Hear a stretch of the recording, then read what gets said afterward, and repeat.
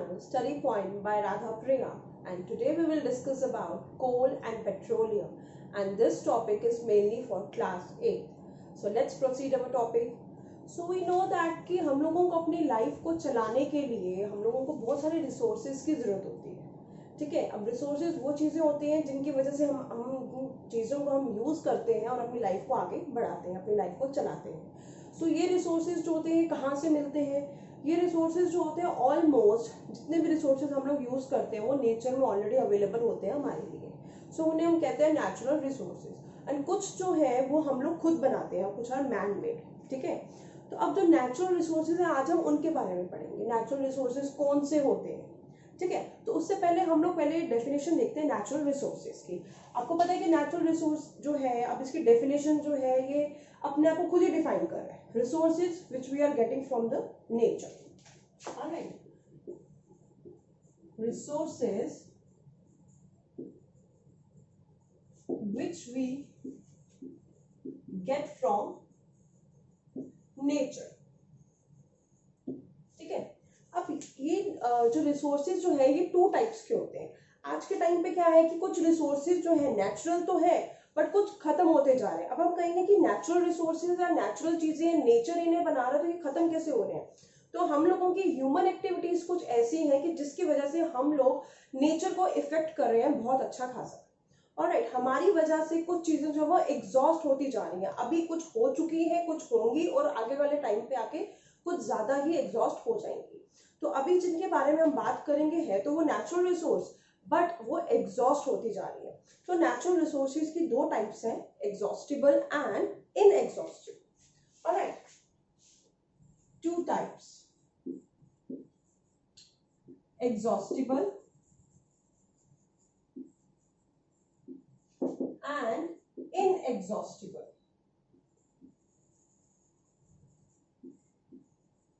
Alright, these are the two types of natural resources.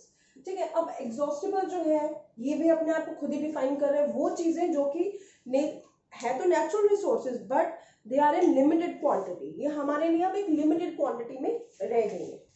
Resources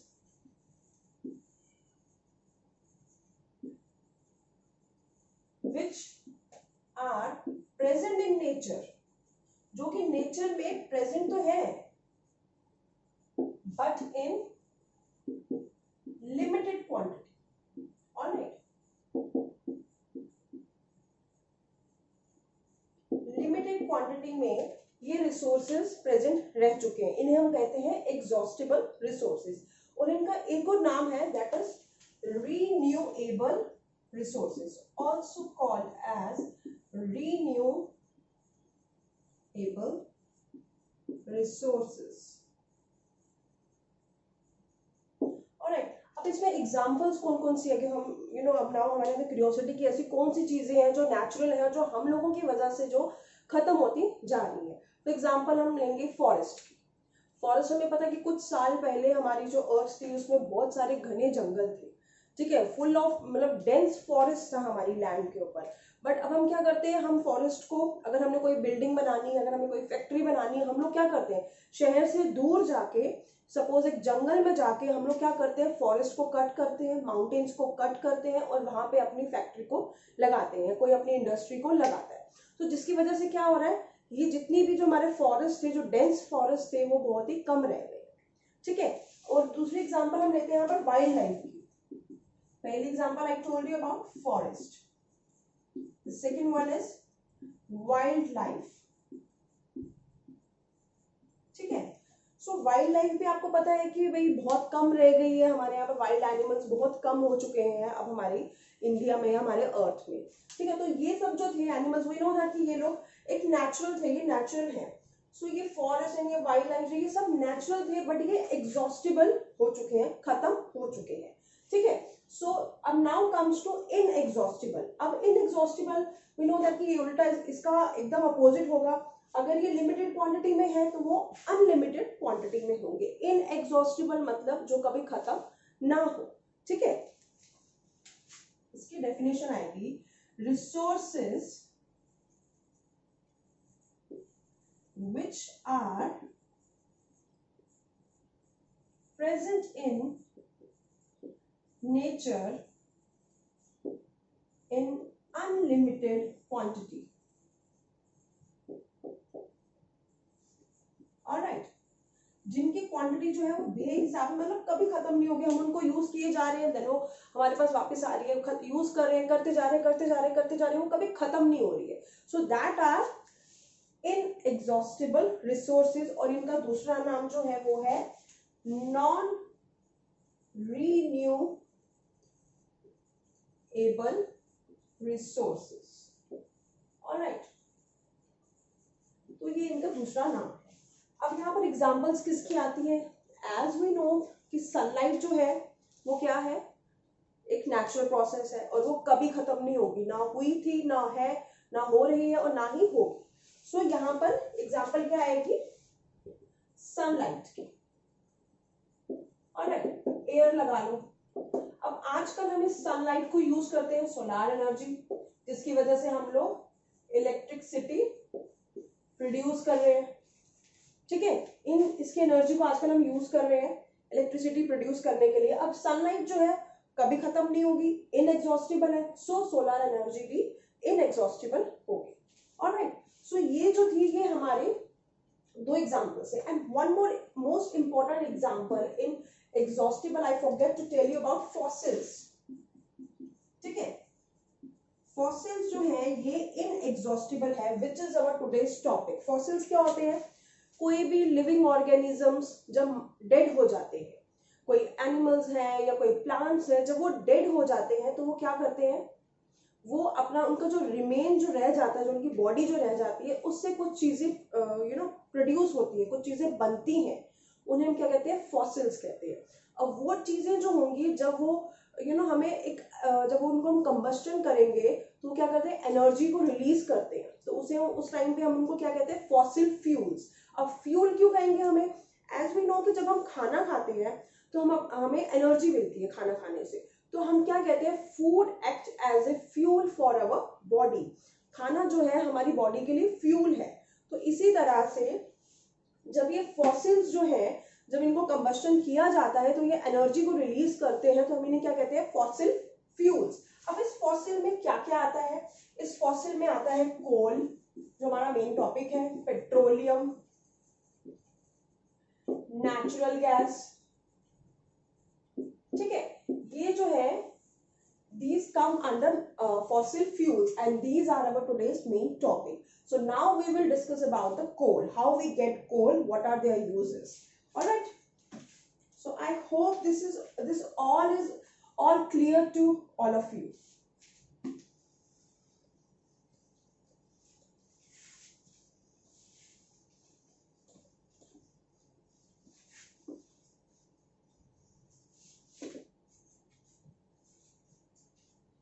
Now comes to coal. आप लोगों ने अगर एक लेमैन की एक लैंग्वेज अगर मैं आपको कहूँ तो कोल क्या होता है? कोयला, जिसे हम हिंदी में कोयला बोलते हैं. And I know, we all know कि कोयला जो होता है वो ब्लैक कलर का होता है.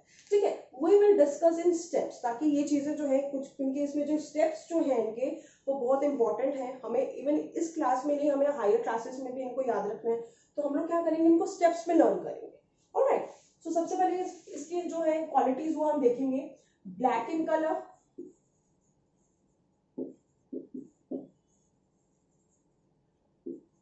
second point is hard as stone. alright, कितना हार्ड है? जैसे एक पत्थर जैसे एक हार्ड होता है वैसे ये हार्ड है. ठीक है, ब्लैक कलर का है और हार्ड इन कलर है. अब इसे हम यूज कहाँ करते हैं?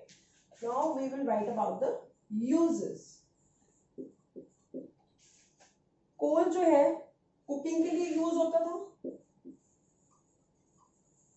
पहले बहुत ज्यादा यूज होता था. इसे रेलवे इंजन्स में यूज किया जाता. ट्रेन्स जो थी पहले कोल से ही चलाई जाती थी. अभी आजकल की जो ट्रेन्स है वो इलेक्ट्रिसिटी से चलती है, बट पहले जो ट्रेन्स थी वो कोल की हेल्प से ही चलती थी. Use in railways. ऑलराइट, इसको थर्मल पावर प्लांट में यूज किया जाता है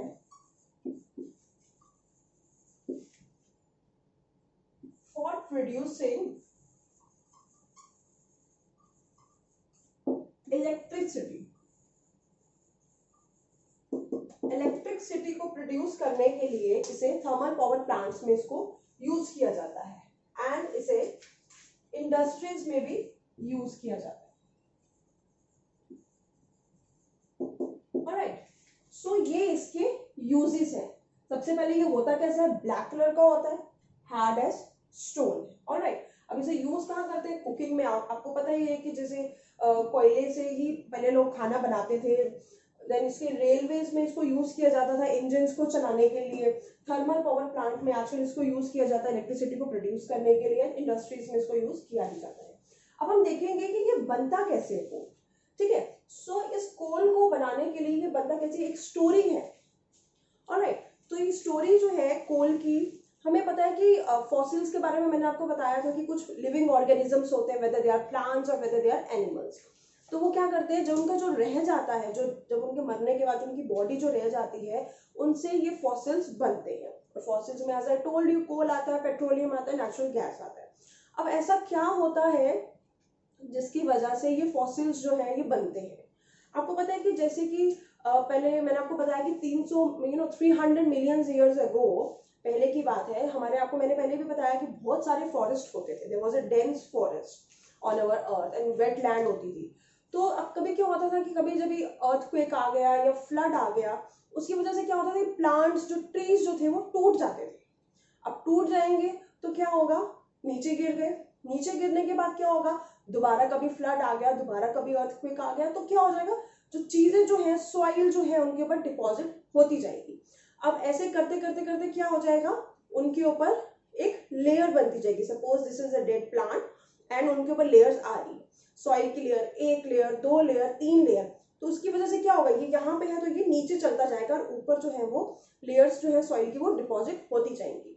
अब ये जो डेड प्लांट जो था नीचे आ गया, अब प्रेशर जो है ऊपर से हाई हो चुका है। अब प्रेशर हाई है तो टेम्परेचर क्या होगा यहाँ का, वो भी हाई हो जाएगा। Temperature high and pressure high, दोनों चीजों के हाई होने की वजह से ये जो डेड बॉडी जो थी प्लांट की, वो कन्वर्ट हो जाएगी कोल के अंदर। ऑलराइट, आपको पता है कि कोल कैसे है, हार्ड एज स्टोन है, तो एक सॉलिड चीज है। तो प्लांट्स जो है वो कोल के अंदर कन्वर्ट हो जाएगा, बट ये बहुत slowly, it will take around millions of years to convert from plant to a coal.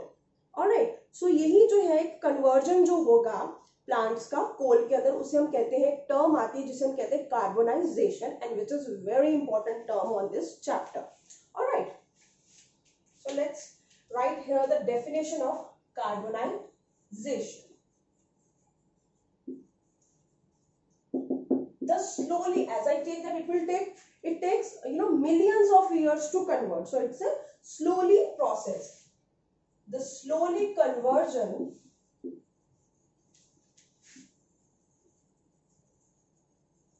of vegetative plants है तो vegetative into coal. The slowly conversion of vegetative into coal is known as carbonization. Very, very important. Alright. So this is the term known as carbonization, जो कैसे बनती है, जब भी plants जो है मरने के बाद जो उनका रिमेन जो रह जाता है, जब वो एकदम बॉटम में चले जाते हैं सॉइल की और उनके ऊपर लेयर्स आती जाती है, जब प्रेशर हाई हो जाता है या जब टेम्परेचर हाई हो जाएगा, तो वो क्या होते हैं, वो प्लांट्स जो होते हैं वो कन्वर्ट हो जाते हैं कोल के अंदर। सो यहाँ पर कंडीशंस क्या है कार्बोनाइजेशन में, अगर आपको कोई 1 मार्क में पूछे कि what are the conditions in carbonization, so high temperature and high pressure, ये दोनों चीजें जो है ये कंडीशंस है। अगर ये दोनों चीजें होंगी तो carbonization will take place. Alright, pressure होगा तो ही वो नीचे जाएगा, जो डेड डिके जो है, जो रिमेनिंग जो रह चुका है प्लांट के बॉडी में से, तभी वो नीचे जाएगा। प्रेशर हाई होता जाएगा, वो और नीचे जाता जाएगा। प्रेशर होगा तो टेम्परेचर इंक्रीज हो जाएगा और प्लांट्स जो है वो कोल में कन्वर्ट हो जाएंगे। So this is all about coal. ठीक है, अब कोल जो हमें मिलता है, ठीक है, जब हम कोल को बाहर निकालते हैं तो वो उसमें एक ही चीज सिर्फ कोल नहीं होता है, उसे क्या किया जाता है, उसे इंडस्ट्रीज में लेके जाता है, उसको प्रोसेस किया जाता है और उसमें से 3 चीजें निकलती है। 3 चीजें कौन कौन सी होती है? एक उसमें निकलता है कोक, ऑलराइट, एक उसमें निकलता है कोल टार, एक उसमें टार निकलता है और एक इसमें निकलती है कोल गैस। ये 3 चीजें जो है ये हमारे कोल में से निकलती है जब उसे हम प्रोसेस करते हैं इंडस्ट्रीज में ले जाके। Alright, now we will discuss about the Coke.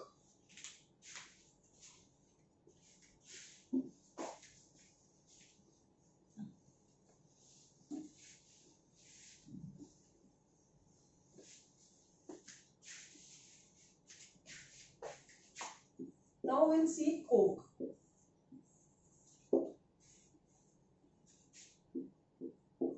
Coke क्या है? हमें पता है कि ये भी कोल की एक फॉर्म है, तो क्या होगा? ब्लैक कलर का होगा, ब्लैक इन कलर। ये थोड़ा सा पोरस होगा। पोरस मींस स्मॉल होल्स, छोटे छोटे होल्स जिस चीज में होंगे उसे हम कहते हैं पोरस। सो कोक जो है ब्लैक इन कलर है, पोरस है। And third, pure form of carbon, carbon की प्योर फॉर्म है ये, ऑलराइट, ठीक है। तो ये इसके 3 यूजेस है। और इसे क्या कैसे यूज किया जाता है? मैन्युफैक्चरिंग ऑफ स्टील, स्टील को बनाने में इसको यूज किया जाता है। And fifth one which is quite important, extracting of metal, extracting of metal में भी इसको यूज किया जाता है। एक्सट्रैक्टिंग ऑफ मेटल मींस, अब ये 4 पॉइंट्स हम लोगों को समझ आ गए। भाई कोक ब्लैक कलर का है, पोरस है, प्योर फॉर्म है कार्बन की, स्टील को बनाने में यूज होता है। अब ये है कि एक्सट्रैक्टिंग ऑफ मेटल, मेटल को कैसे निकालेंगे इसके बीच में से? तो क्या होता है कि हमें पता है कि जब भी हम अब मेटल्स में, जैसे आयरन हो गया, ठीक है, हम कहते हैं कि मेटल्स जो होते हैं वो सॉइल में प्रेजेंट होते हैं, हम लोगों को हम लोग ड्रिल करते हैं तो हमें मेटल्स मिलते हैं। तो अब हम ड्रिल करेंगे तो हमें सीधा आयरन नहीं मिलेगा, हमें क्या मिलता है? हमें मिलता है ओर, ठीक है, हमें ओर मिलता है। आपने ये टर्म पढ़ी होगी छोटी क्लासेस में। ओर को बहुत सारे केमिकल प्रोसेस से गुजरना पड़ता है, बहुत सारे केमिकल प्रोसेस हुए ओर के, वहां से क्या निकाला जाता है? मेटल। और इन केमिकल प्रोसेस में हम लोग कोक को यूज करते हैं, ठीक है। Helps in extracting of metal. और को केमिकल प्रोसेस से गुजरना पड़ा, केमिकल प्रोसेस करते टाइम हमें किसकी जरूरत पड़ी? कोक की। कोक को हमने केमिकल प्रोसेस में यूज किया एंड हमने ओर से मेटल को एक्सट्रैक्ट किया। आयरन हो गया, कॉपर हो गया, जिंक हो गया, दीज ऑल आर मेटल्स। और ये ऐसे ही हमें मिलते हैं, ये जो मेटल्स हैं। ओर को केमिकल प्रोसेस किया, then we extract the metals. All right, so this is all about coke. Now comes to coal tar.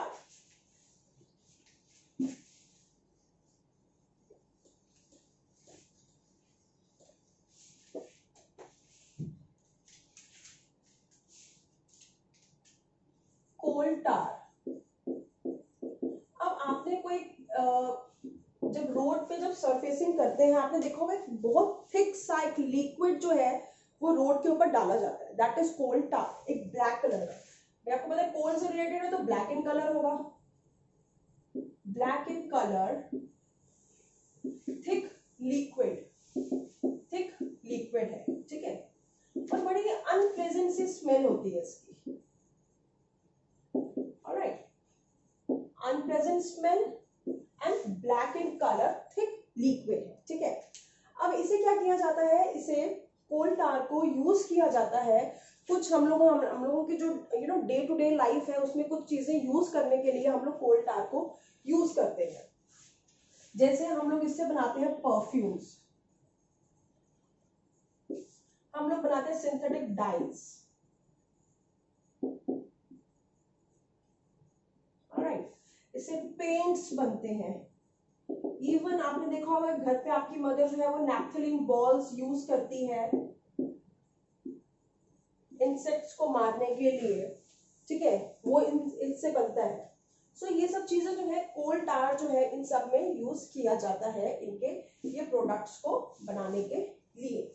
Now comes to coal gas. अब कोल गैस क्या है?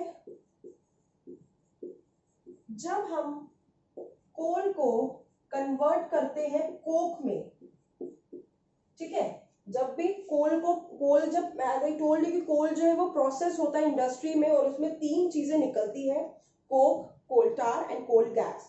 अब जब ये कन्वर्ट होके ये जब इसमें प्रोसेस हो रहा होता है कोल और कोक जब निकलता है तो उसमें से कुछ गैस भी निकलेगी, उसे हम क्या कहते हैं? कोल गैस। ऑलराइट, तो ये कोल गैस जो है ये इसे कब निकलती है? जब व्हेन वी आर कन्वर्टिंग और when we are processing the this coal into coke, that time coal gas is released. Alright, तो इसे सबसे पहले कोल गैस जो थी इसे यूज किया जाता था स्ट्रीट लाइट्स में, ठीक है, स्ट्रीट लाइट्स में इसको यूज किया जाता था पहले। पहले से लंदन में यूज किया जाता था, लंदन में इसे स्ट्रीट लाइट्स में इसको यूज किया जाता था, लेकिन अब जो है देन इसे न्यूयॉर्क ने यूज किया। आई थिंक 1810 में इसको लंदन ने यूज किया स्ट्रीट लाइट में और 1820 में इसको न्यूयॉर्क ने यूज किया। एंड इसके बाद अब भी ये यूज होती है बट नॉट फॉर लाइटिंग, इसे हम हीट के लिए यूज करते हैं आजकल, ठीक है। कोल गैस जो है ये यूज हो रही है हीट के लिए, नॉट फॉर द लाइट, लेकिन सबसे पहले इसको as a street light use किया गया था लंदन में 1810 में, और उसके बाद 1820 में I think it is accurate 1820 और आगे पीछे होगा थोड़ा इन न्यूयॉर्क में, बट अब इसे हीट प्रोड्यूस करने के लिए इसको यूज किया जाता है। So this is all about our coal. Now proceed to petroleum.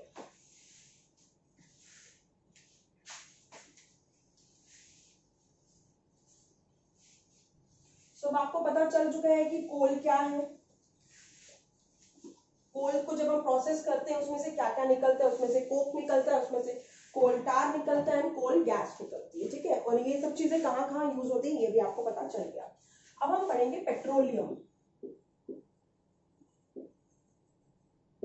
Alright, so petroleum जो है, ये वर्ड सुनने के बाद आप लोग इसको कहीं ना कहीं कनेक्ट कर रहे होंगे पेट्रोल के साथ, ठीक है। आपको लग रहा होगा petroleum and petrol are the same things, ठीक है, but there is a lots of difference between petroleum and petrol. आपने देखा कि जैसे हमने अभी पढ़ा कोल, ठीक है, कोल कैसे बना, आपने देखा कि जो लिविंग जो प्लांट्स थे वो नीचे नीचे जाते गए, वैसे एक स्टोरी जो है वो पेट्रोलियम की भी है, ठीक है, थोड़ा सा डिफरेंस है। अब उसमें से कोल को जब हमने प्रोसेस किया तो उसमें से 3 चीजें निकली, कोक निकला, कोल टार निकला, कोल गैस निकली। वैसे ही जब हमें जब पेट्रोलियम जो बन जाएगा, ठीक है, उसके बाद जब हम इसको रिफाइन करेंगे तो उसमें से बहुत सारी चीजें निकलेंगी, ठीक है। अब हम पढ़ते हैं कि सबसे पहले पेट्रोलियम होता क्या है और इसकी स्टोरी, मतलब ये मिला कहां से हमें। तो हमें पता है कि पेट्रोलियम जो होता है ये थिक ऑयल होता है। ऑलराइट, थिक सा एक ऑयल होता है, ओके। सो पेट्रोलियम जो है हमें मिला कहां से। अब हमने देखा कि हमने प्लांट्स की तो बात कर ली, प्लांट्स ने हमें क्या दिया, कोल दिया। अब जो एक सी में आपको पता है कि बहुत सारे लिविंग ऑर्गेनिजम्स रहते हैं, ठीक है। अब जब वो मरते हैं तो वो कहाँ जाते हैं, कभी किसी ने ये सोचा है कि भाई हम ऐसे तो कोई प्रोसेस तो है नहीं कि हम उनको स्पेशली निकालने जाते हैं उनकी डेड बॉडीज को कि सी से हम उनको निकालेंगे, तो कभी किसी ने सोचा कि उनकी डेड बॉडीज कहाँ जाती है। उनकी डेड बॉडीज जो है वो नीचे जाके सी के बॉटम में जाके वहां पर जाके डिपॉजिट हो जाती है, ठीक है। अब सी में डिपॉजिट हो गई, वहां से सी में कभी वेव्स आ रही है, पानी मूव कर रहा है, तो क्या होगा, डेड बॉडी के आगे क्या होगा, पानी जब आता है सॉइल को साथ में लेके आता है, सैंड होती है उसके साथ क्ले होती है, तो उस बॉडी के ऊपर क्या डिपॉजिट हो जाएगा, सैंड, उसके ऊपर क्ले डिपॉजिट हो जाएगी। ऐसे करते करते करते क्या हो जाएगा, उसके ऊपर बहुत सारी लेयर्स जो है वो डिपॉजिट हो जाएंगी उस डेड एनिमल के ऊपर या कोई भी लिविंग ऑर्गेनिज्म होगा उसके ऊपर।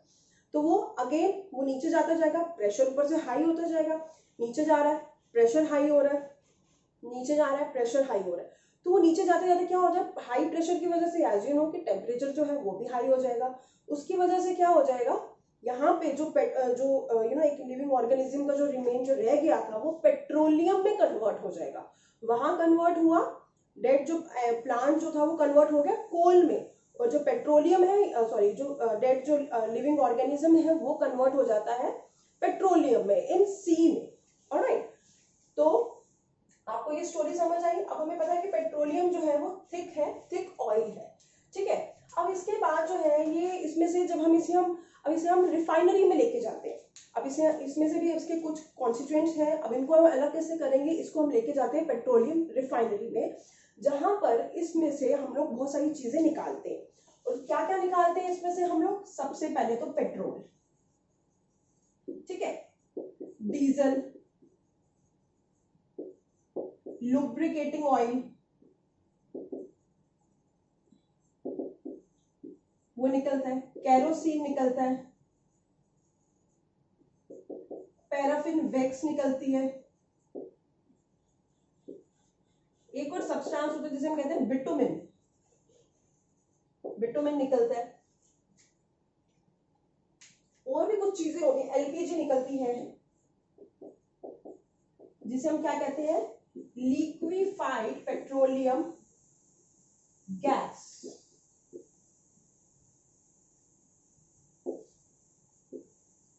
ऑलराइट, सो ये सब चीजें जो है पेट्रोलियम को रिफाइनिंग करने के बाद we get all these things. Alright, so अब हम देखेंगे इन सब चीजों का यूज कहाँ होता है, ठीक है। अब पेट्रोल का यूज तो आपको पता है कि व्हीकल्स में यूज होता है, ठीक है, ऑटोमोबाइल्स, कार हो गई, स्कूटर हो गया, ठीक है, इन सब जगहों में इसका यूज होता है।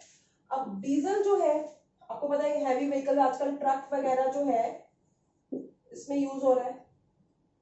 ओके, सो अब लुब्रिकेटिंग ऑयल जो है लुब्रिकेशन के लिए यूज किया जाता है।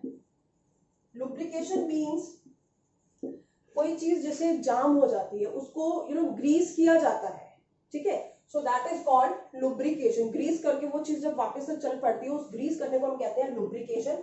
एंड पेट्रोलियम जो है हमें एक स्पेशल ऑयल देता है, उसके लिए चीजें हम कहते हैं लुब्रिकेटिंग ऑयल, ठीक है। अब केरोसिन जो है हमें पता है केरोसिन क्या होता है, स्टोव्स में यूज होता है, ठीक है, लैंप्स में यूज होता है और एयरक्राफ्ट्स में भी यूज होता है। ऑलराइट, अब पैराफिन वैक्स जो है, अब इससे सिंपल हमें पता है कैंडल्स तो बनेंगे इससे, और इससे क्या बनेगा, हमारी ऑइंटमेंट्स जो होती है, जितनी भी हमारी ऑइंटमेंट्स होती हैं, ये पेन रिलीफिंग हमारी जितनी भी जो ट्यूब्स होती हैं, ऑइंटमेंट होती है, उसमें पैराफिन वैक्स आता है, और जो हमें कहां से मिलता है, पेट्रोलियम से मिलता है। एंड पेट्रोलियम का नाम सुने तो वैसलीन तो सबसे पहले आएगी, वैसलीन। ऑलराइट, अब बिटुमिन जो है एज आई टोल्ड यू, कोल टार जो है थिक लिक्विड होता है जिसे कि हम रोड सरफेसिंग के लिए यूज करते हैं, ठीक है। बट आज के टाइम पे उस कोल टार को यूज नहीं किया जाता, आज के टाइम पे इस बिटुमिन को यूज किया जाता है जो कि पेट्रोलियम प्रोडक्ट है, और इसको रोड सरफेसिंग के लिए यूज किया जाता है, और इसे पेंट्स में भी यूज किया जाता है। जो हम अपने घर में जो पेंट्स यूज करते हैं वॉल पेंट के लिए, उसमें भी बिटुमिन को यूज किया जाता है। एंड एलपीजी आपको पता है कि हम अपने घर में यूज करते हैं लिक्विफाइड पेट्रोलियम गैस को, ठीक है। सो ये सब जो है ये किसके प्रोडक्ट्स हैं, किसके कंस्टिट्यूएंट्स हैं, ये पेट्रोलियम के। ऑलराइट, सो अब हम देखेंगे कि ये अब हमें इसको निकालते कैसे हैं। अब हम सी में जाके पेट्रोलियम को कैसे निकालेंगे। So I will show you here diagram कि सपोज ये एक सी है, ठीक है,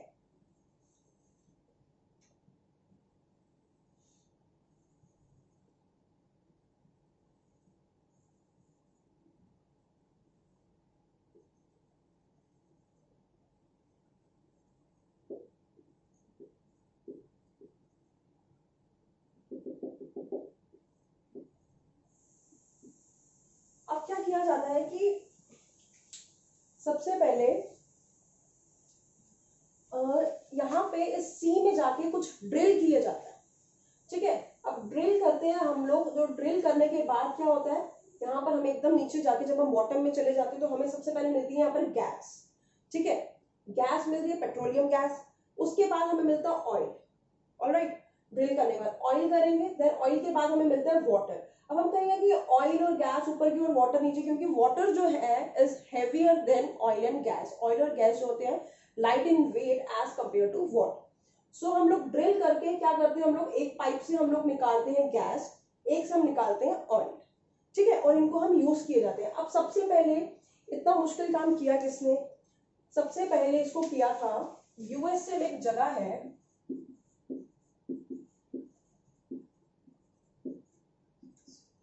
पेंसिल्वेनिया, जिसको यूज किया था 1859 में, इन्होंने ये ड्रिल करा था और पेट्रोलियम को निकाला था, पेट्रोलियम गैस को निकाला था। उसके 8 साल के बाद इंडिया में असम में ये निकाला गया था। और आज के टाइम पे ये कहाँ कहाँ पाया जाता है इंडिया में? आज के टाइम पे ये पाया जाता है असम में, ये पाया जाता है मुंबई में, ये पाया जाता है river basins of Krishna and Godavari. Alright, so ये पेट्रोलियम जो है इसे ऐसे पाया जाता है। ठीक है, सो अब हम पढ़ते हैं नेचुरल गैस। ठीक है, so this is all about petroleum.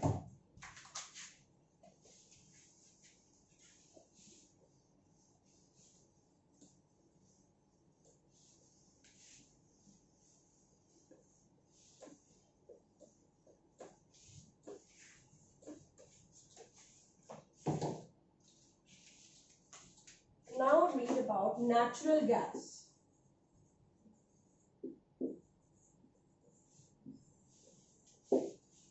ठीक है, अब नेचुरल गैस जो है ये बहुत ही एक इम्पॉर्टेंट पार्ट है। ठीक है, इंडिया में ये बहुत ज्यादा पाई जाती है, इसमें बहुत सारे इसके रिजर्वियर्स हैं जहां से हमें ये नेचुरल गैस मिलती है। और one more important term is petrochemicals. Petrochemicals क्या होते हैं? जो चीजें हमें नेचुरल गैस से या पेट्रोलियम से जो हम निकालते हैं, कुछ रिफाइनिंग करके या कुछ ऐसे हमें मिलती है, उन्हें हम कहते हैं पेट्रोकेमिकल्स। ठीक है, जैसे यहाँ पर आ गया पेट्रोल, आ गया डीजल, आ गया, अब हम सीएनजी के बारे में पढ़ेंगे तो सीएनजी आ गई। These all are the petrochemicals. जो भी हम लोग रिफाइनिंग करके पेट्रोलियम के जो भी प्रोडक्ट्स हमें मिलेंगे, नेचुरल गैस से जो भी हमें मिलेगा, उन्हें हम कहेंगे petrochemicals. And this is also a very very important terms. At least अगर आपको उनकी डेफिनेशन नहीं पता, आपको इसका एक कंसेप्ट पता होना चाहिए कि इसका मतलब क्या है, इससे क्या बनता क्या है, मतलब आपको एक पता होना चाहिए, इसके बारे में नॉलेज होनी चाहिए कि कार्बोनाइजेशन क्या है, पेट्रोकेमिकल्स क्या है, पेट्रोलियम कहाँ से मिलता है, पेट्रोलियम के अंदर क्या चीजें होती है, कोल के अंदर क्या क्या चीजें होती है। These all are the important things in this chapter. So natural gas में हम बात करें तो बात करेंगे हम सीएनजी की।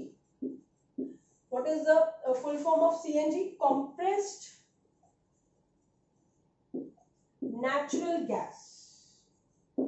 ऑलराइट, सीएनजी जो है, ये गैस जो है ये कंप्रेस, इसको नेचुरल गैस तो है, हमने कंप्रेस क्यों बोला? सपोज अगर हमने कंटेनर ले रहे हैं, ठीक है, कंटेनर में हम लोग गैस फिल कर रहे हैं। अब आपको पता है कि गैस जो है वो पूरी स्पेस ऑक्यूपाई करेगी, बट हम उसमें चाहते हैं कि उसमें बहुत ज्यादा से ज्यादा उसमें जो गैस जो है वो ऐड हो जाए। तो कैसे हो गया? हम उसको कंप्रेस कर रहे हैं, मतलब उसमें फिल किए जा रहे हैं, तो क्या हो रहा है? गैस जो होती है वो कंप्रेस हुई जा रही है। So that is compressed natural gas. So अब कंप्रेस्ड नेचुरल गैस जो है ये, इसमें जो पोल्यूशन जो है वो बहुत कम होता है, लेस पोल्यूटिंग गैस, एकदम क्लियर गैस होती है, ये एकदम साफ गैस होती है, बहुत कम पोल्यूशन ये क्रिएट करती है। इसीलिए आजकल की व्हीकल्स जो है गवर्नमेंट कहती है कि आप सीएनजी पे ही चलाएं, क्योंकि ये बहुत कम पोल्यूशन करती है, बहुत कम इसमें पोल्यूशन निकलता है। सो लेस पोल्यूटिंग है, क्लियर है, और इसको कैरी करना भी बहुत इजी है। ये थ्रू पाइप्स जो है इसको हम कैरी कर सकते हैं, थ्रू पाइप से हम इसको ट्रांसफर कर सकते हैं, पाइप्स के थ्रू ये बहुत इजीली ट्रांसफर हो जाती है। और इसका जो मेन जो है जहां से हम लेते हैं, जहां ये पाई जाती है, वडोदरा, जो कि गुजरात में है,